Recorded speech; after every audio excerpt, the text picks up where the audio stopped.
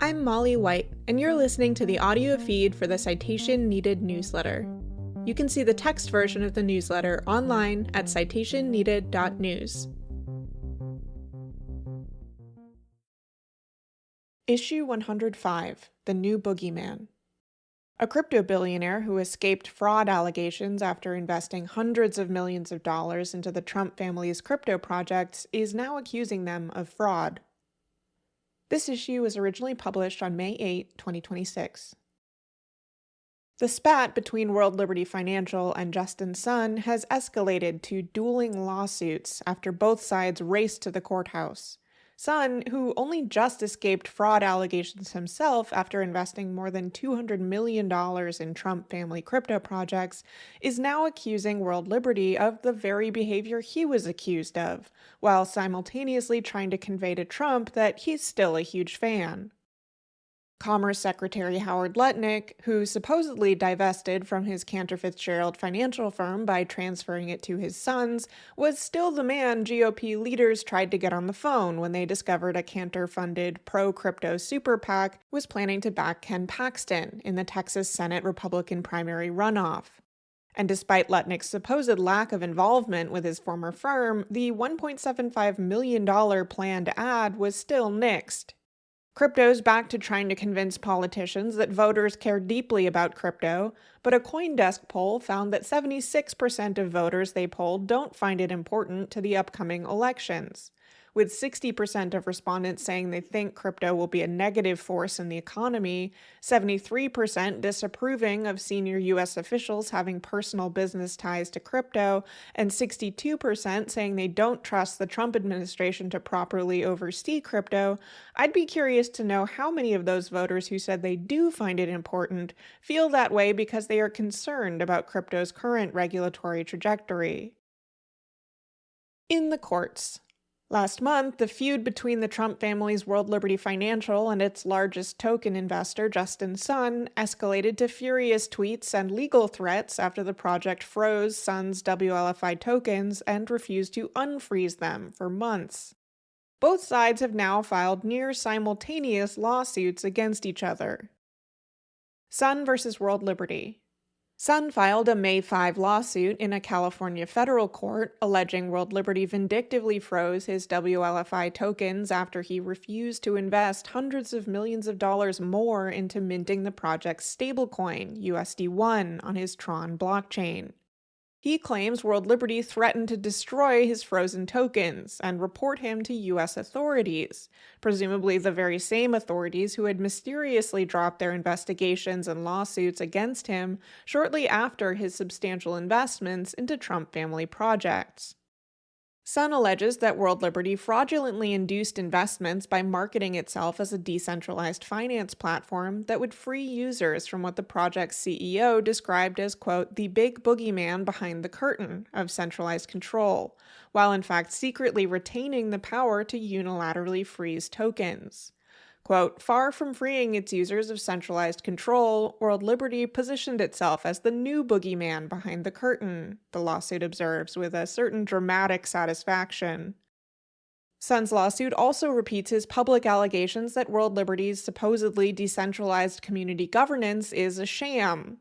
He alleges that World Liberty co-founder Chase Harrow admitted in private communications that governance votes were essentially predetermined, alleging that Harrow represented to him that, quote, the World Liberty leadership team controlled a meaningful percentage of the outstanding WLFI tokens in circulation and would thus be able to effectively control the outcome of any such vote.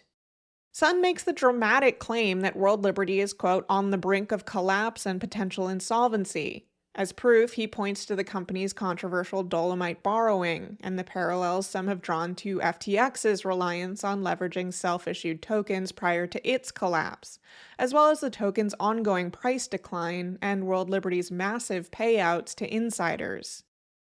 Sun notes that World Liberty has offered various explanations for freezing his tokens, that he took massive short positions responsible for WLFI's 40% plummet after early investors could trade, that he made straw purchases for other buyers, or that they were angered by his $100 million Trump meme coin purchase. He dismisses all of these reasons as pretextual, denying the allegations that he shorted the token or made straw purchases, and claiming the real motivation was extortion and market manipulation by preventing him from selling his large holdings, which would have driven prices down. On the one hand, it's a little rich that Sun is alleging that World Liberty is engaged in fraud, manipulating markets, and potentially violating securities laws after himself only just escaping those very allegations after investing more than $200 million into the president's family's crypto projects. And Sun's lawsuit is selective about which agreements he finds to be binding.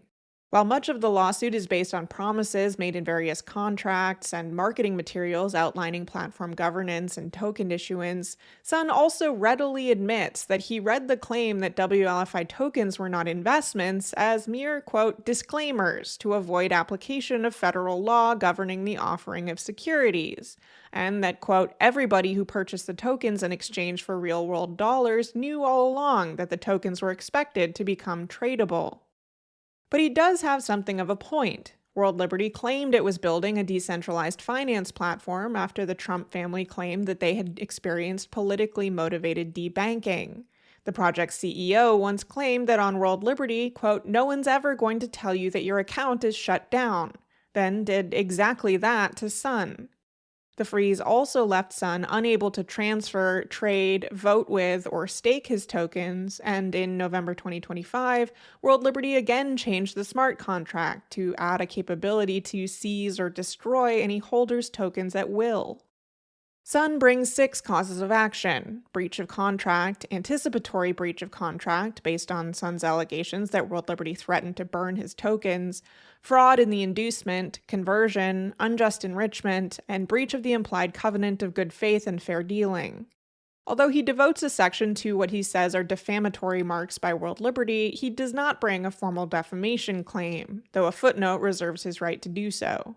He asks the court for an injunction to prevent World Liberty from destroying his tokens and, ultimately, to award damages and force World Liberty to unfreeze his tokens. Sun walks a narrow tightrope in his lawsuit, criticizing a Trump family-run cryptocurrency project while simultaneously claiming that he, quote, has long been and remains an ardent supporter of President Trump and the Trump family. He attempts this by aggressively targeting World Liberty co-founder Chase Harrow instead, reaching all the way back to alleged drug busts when he was a teenager. Sun portrays Harrow as a career grifter whose background is in hawking get-rich-quick schemes. He suggests that Harrow owes hundreds of thousands in unpaid taxes, and accuses him of making contradictory claims about his primary residency, alternately claiming Puerto Rico or Florida to dodge both tax liabilities and legal proceedings. He even claims that Harrow once boasted about visiting Jeffrey Epstein's island. And he notes Harrow's participation in a crypto project called Doe Finance shortly before joining World Liberty, and points to speculative tweets suggesting the $2 million hack that ended the project could have in fact been an insider rug pull. It's not immediately clear how Harrow's arrest at 18 for selling drugs or his alleged Epstein connection relate to Sun's contract dispute with World Liberty. Instead, it appears Sun is hoping to remain in the Trump's good graces by offering to publicly accept Harrow as a scapegoat for whatever wrongdoing may have occurred. World Liberty versus Sun. World Liberty made good on their threat to, quote, see you in court, pal, with a defamation lawsuit filed in a Florida state court on May 4th. The case focuses on Sun's tweets in which he accused World Liberty of embedding a secret, quote, backdoor blacklisting function to, quote, freeze investor funds without disclosure or due process, and treat, quote, the crypto community as a personal ATM. Sun also claimed World Liberty's community governance votes were mere theater with, quote, predetermined outcomes, and that the project's governance framework had been, quote, hollowed out from the inside. World Liberty's argument is that the so-called secret backdoor wasn't a secret at all. The complaint insists the freeze authority, quote, was clearly and repeatedly disclosed to Sun in his agreement with the company, the token unlock agreement, which Sun says were additional terms imposed on holders who wished to unlock their tokens only after he had purchased his tokens, the publicly available terms of sale, and in the smart contracts themselves. Sun does somewhat undermine his own framing in his lawsuit, where he admits, quote, the upgrade is technically visible on the public blockchain. This admission may prove awkward for his defense, as it's hard to characterize as secret something he acknowledges was visible to anyone who looked, although Sun also suggests the blacklisting function was implemented in July 2025, after he had already acquired his tokens. That said, World Liberty's position essentially boils down to, we disclosed that we kept all the centralized powers we said we were building a DeFi platform to escape, so calling those powers secret is defamatory. The lawsuit also alleges defamation from Sun's tweets that the project was, quote, treating the crypto community as a personal ATM, and that the project's governance was a sham with, quote, predetermined outcomes. They add that they believe Sun hired influencers and used social media bots to spread the allegations. Quote, his actions were coordinated, deliberate, and aimed at burning World Liberty to the ground, they write.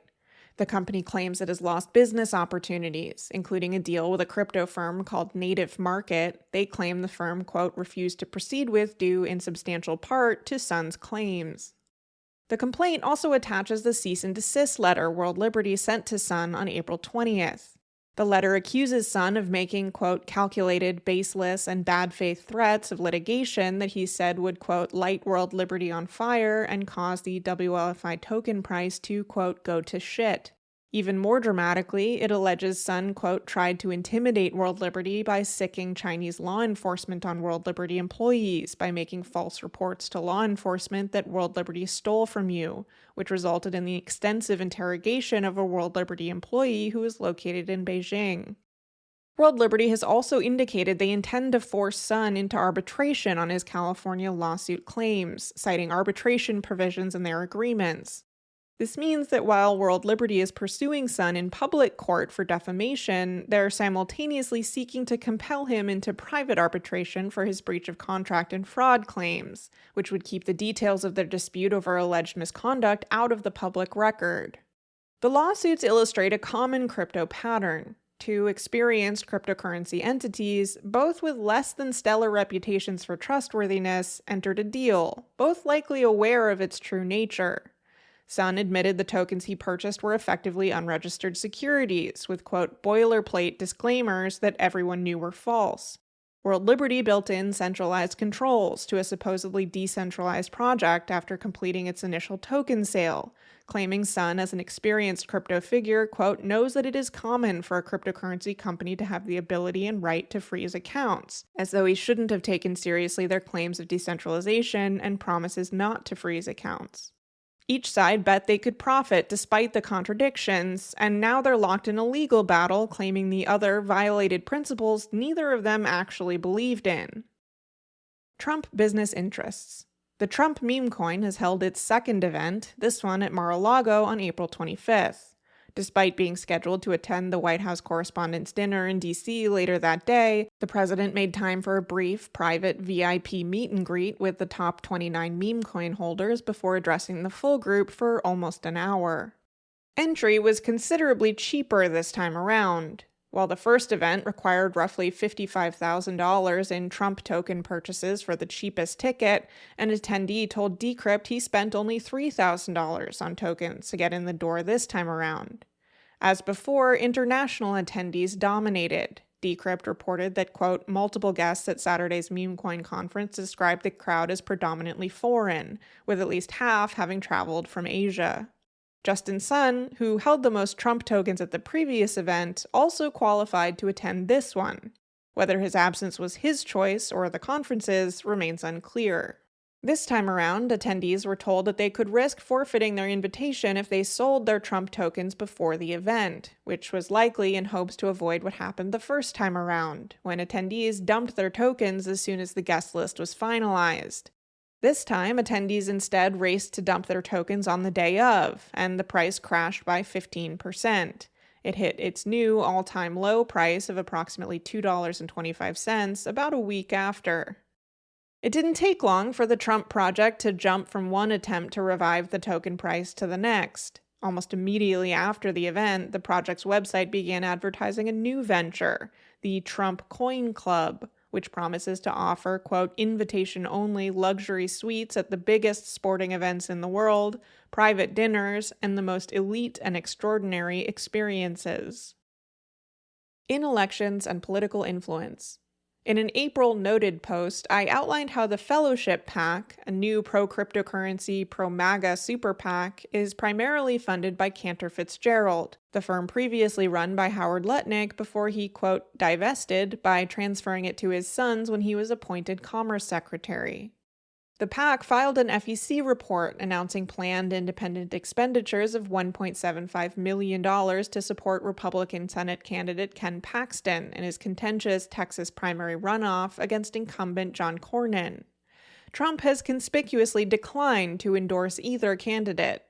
According to Axios, senior Republican officials called Lutnick to pressure him to cancel the expenditures, which they viewed as a potentially disastrous move. Quote, backing the guy who came in second place in the GOP state primary and risking handing Democrats the Senate is pure political malpractice, said an NRSC spokesperson about the planned ad spend. While Axios noted that, quote, it was unclear to people familiar with the matter if Lutnick followed up on those phone calls, the Fellowship PAC later amended the report with the Paxton line item missing and a note that they had, quote, removed an ad with no anticipated air date. Transferring the mega firm to his 29 and 27-year-old sons was already a highly dubious divestiture. But if GOP officials believe pressuring Lutnick is a worthwhile strategy to influence a super PAC primarily funded by the firm he now supposedly has nothing to do with, and if that strategy apparently works, it's further evidence that Lutnick has not properly eliminated this massive conflict of interest. Crypto polls. A survey commissioned by the CoinDesk crypto publication has indicated that 73% of the U.S. voters they polled, evenly split among Republican and Democratic identified respondents, disapprove of senior government officials having personal business with the crypto industry, including 59% of Republican respondents. However, most were not aware of Trump's crypto ties. 55% self-reported that they were not very or not at all aware of Trump's involvement with the sector, and only 17% were aware that he and his sons co-founded World Liberty Financial. The cryptocurrency industry is ramping up their own polling in hopes of, once again, convincing candidates that they need to support the industry's legislative agenda in order to win over voters. HarrisX, a frequent pro-crypto pollster, has just published a new poll stating without any evidence that, quote, crypto voters represent a sizable and influential bloc. It appears designed to lobby Congress members to vote for the Clarity Act, with a section at the end advertising that, quote, a senator who votes to pass the Clarity Act enjoys a plus 20 net electoral upside, and that, quote, for the broader electorate, supporting Clarity is a clear net positive credential. The poll also claims that 52% of respondents said a candidate's position on cryptocurrency regulation is extremely or somewhat important to their voting decisions. But this poll doesn't align with CoinDesk's, which I should also note is a pro-crypto publication whose new editorial board endorsed Trump in 2024. In a very similar question, 24% of respondents identified crypto as important to them in the 2026 elections, less than half of HarrisX's findings. Only 1% identified it as the single most important issue to them when presented alongside issues like cost of living, the economy, Social Security and Medicare, immigration, or healthcare. HarrisX did not immediately respond to my request for poll data or questions about their methodology or who commissioned the poll. In prediction markets. The Justice Department has brought charges, and the CFTC has filed a lawsuit against a U.S. soldier who placed bets on Venezuela-related polymarket contracts while helping plan the operation to capture Venezuelan President Nicolas Maduro.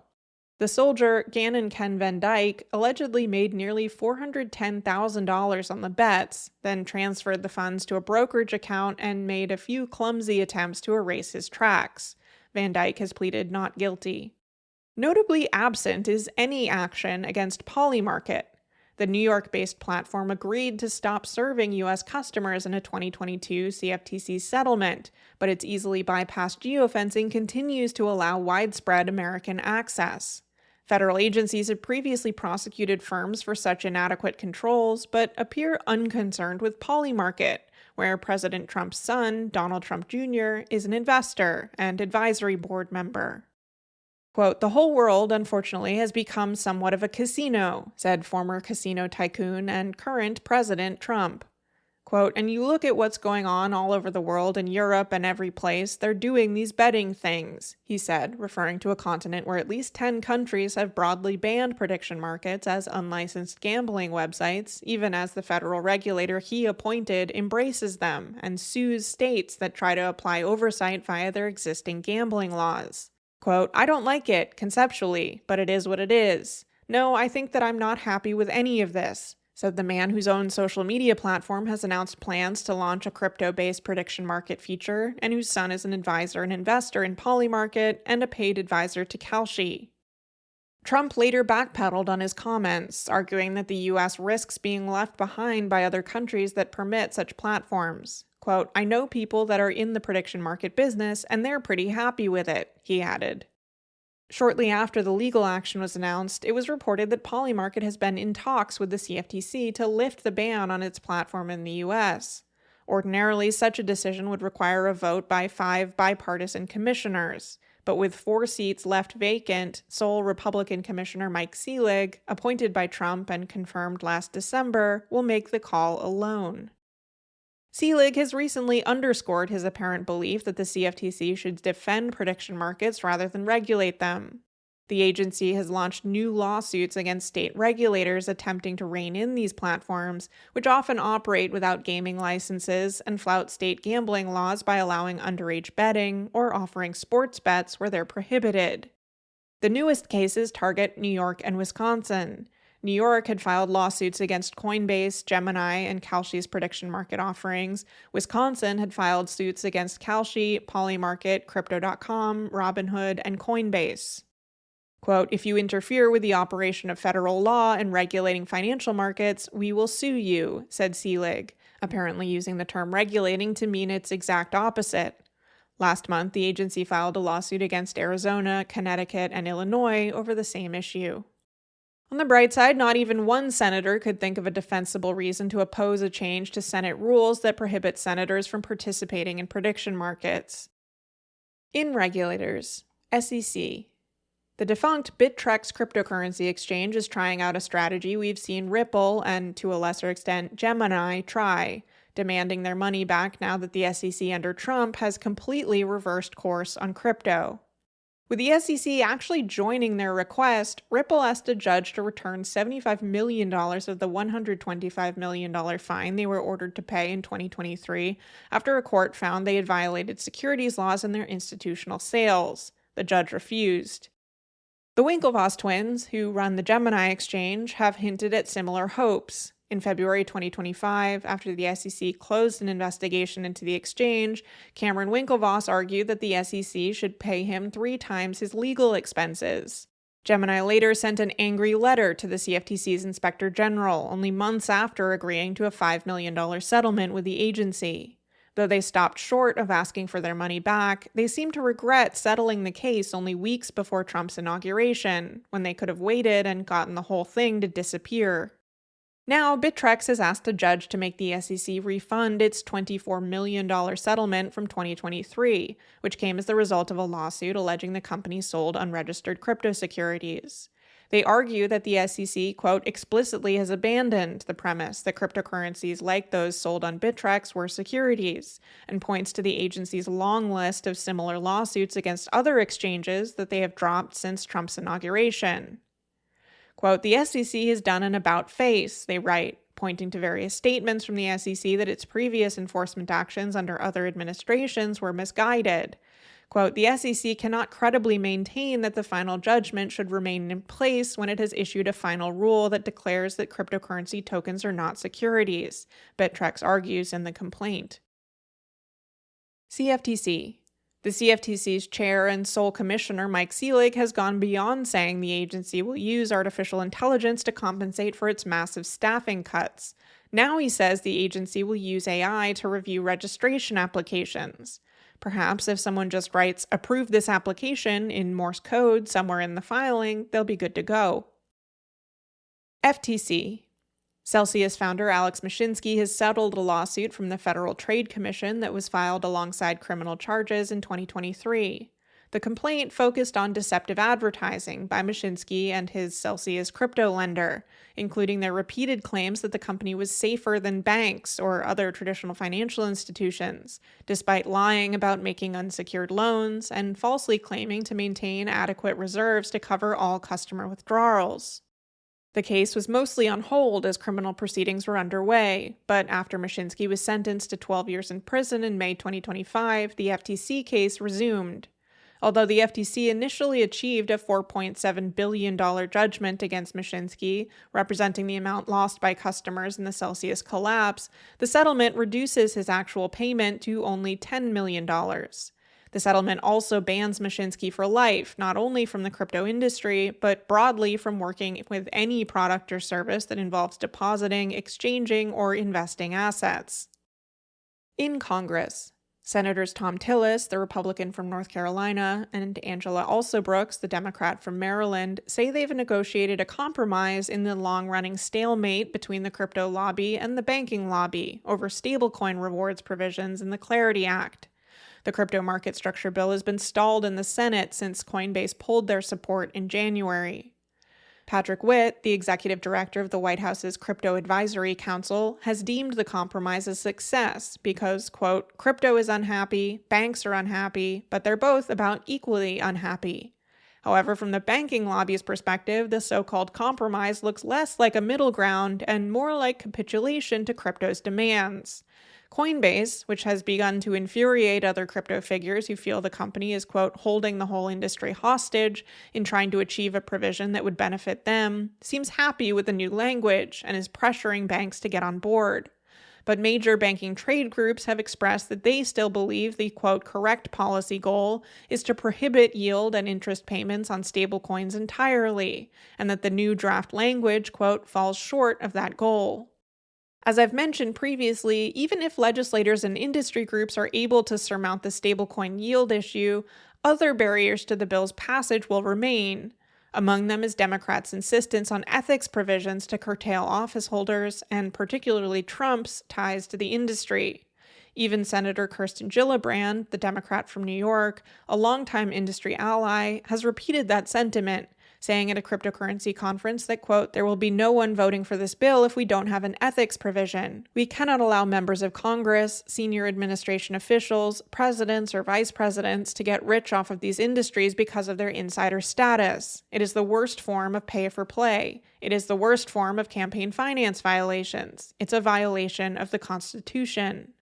We have already blown past several dates where crypto executives and legislators alike declared the bill needed to reach markup to have any chance of passage under the current Congress, though some insist there's still time. Most observers doubt the next Congress would hand the crypto industry such a gift. In the states, Tennessee has passed a law to ban cryptocurrency ATMs, following Indiana's decision last month to become the first state to outlaw them entirely. An internet crime report from the FBI published last year showed that the agency had received more than 10,000 complaints involving such ATMs, a 99% increase from the previous year. Nearly $250 million was stolen from people via crypto ATMs, with people over 60 years old by far the most affected group. Outside the U.S., Canada is also considering legislation to prohibit crypto ATMs, describing them as, quote, a primary method for scammers to defraud victims and for criminals to place their cash proceeds of crime. Reform UK leader Nigel Farage has cropped up in this newsletter a few times recently, after enthusiastically embracing the crypto industry and accepting £12 million, or around $15.9 million in cryptocurrency campaign contributions from the Thailand-based Tether and Bitfinex stakeholder Christopher Harborne. Now, Farage is facing an inquiry after The Guardian reported that he accepted but did not disclose a £5 million or $6.7 million donation from Harborne in 2024, shortly before reversing his decision not to run for office. Farage has claimed that the contribution was to pay for his personal security, and that because it was an, quote, unconditional, non-political, personal gift, he had no duty to disclose it. The Web3 is going just great recap. There were 5 entries between April 21st and May 7th. $109.16 million was added to the grift counter. Trusted Volumes suffered a $6.7 million exploit. Ikubo was exploited for $1.4 million. The Wasabi protocol was exploited for more than $5 million. The Polish Zonda crypto exchange stopped processing withdrawals amid possible insolvency. And the Volo protocol was exploited for $3.5 million, though most was recovered. Worth a read. Public Citizen has published a report titled Conflict Coin: How the Trump's billion-dollar crypto stake depends on a company that helped Iran evade sanctions. It details the conflicts of interest arising from the Trump family's World Liberty financial crypto platform and its reliance on Binance, which holds 84% of the supply of World Liberty's USD1 stablecoin. Public Citizen writes that this has alarming foreign policy implications, as the president and his chief Iran negotiator Steve Witkoff are personally profiting from a platform that investigators say has helped Iran evade the sanctions the U.S. is supposed to be enforcing. A new report from the Anti-Corruption Data Collective finds that political markets on Polymarket, despite making up just 4% of all markets, account for over a third of total trading volume and show disproportionately high signs of insider trading. In particular, they examine, quote, long-shot bets of $2,500 or more on shares trading at less than 35 cents, and find military and defense markets to be the starkest outlier, with such bets succeeding at a rate of 52%. This is far above what the market would predict, and winning bets cluster suspiciously in the final hours before resolution. In the news, Mother Jones published an article titled Why Trump's Crypto Empire is in Chaos about the Trump family's World Liberty financial project, where I'm quoted discussing its recent choice to borrow against its WLFI treasury. I'm also quoted in a New Republic piece about media outlets increasingly integrating prediction markets into their platforms and sometimes the reporting itself. That's titled The Media's Embrace of Prediction Markets Could Be a Devil's Bargain. I also made an extremely brief cameo in a Good Morning America segment about the U.S. soldier who was arrested for his Venezuela-related prediction markets bets. That's all for now, folks. Until next time, this has been Molly White. Thanks for listening to this issue of the Citation Needed newsletter. If you would like to support my work with a free or pay-what-you-want subscription to the Citation Needed newsletter, or if you would like to receive these issues in your email, go to citationneeded.news/sign-up. If you enjoyed the podcast version of this episode, please consider leaving a rating or review in your podcast player of choice.